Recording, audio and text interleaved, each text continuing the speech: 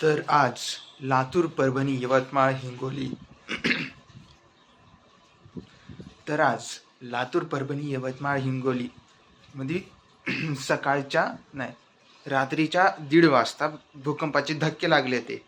आणि कमालची गोष्ट माहिती आहे, मी 2 पर्यंत जागी होतो, पण मला भूकंपचा काहीच अनुभवच आला नाही यार. मतलब की असं एक मतलब मी मनातून एक इच्छा होती ना अशी, की बाई एक्सपिरियन्स करायचा, भूकंप एक्सपिरियन्स करायचा, मला अनुभव घ्यायचा भूकंपाचा.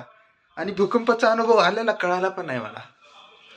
4.2 मॅग्निट्यूडचा होता, जो की जास्त काही कमी नाही, पण असं जाणवलंच नाही की भाई भूकंप आलाय म्हणून.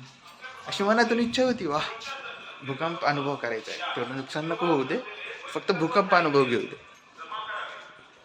पण काय करावं आता. सो असं जे असेल ते असेल.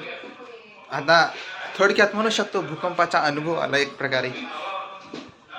एक आनंद नाही आनंद तुम्हाला विचित्र वाटेल, पण मला म्हणजे असं खूप चांगलं वाटतं मनातून. वा, आयुष्यात काही ना गोष्टीचा एक्सपिरियन्स आलाच पाहिजे ना, तसा झालेला आहे माझा. तर ब्लॉग कंटिन्यू करू आपण.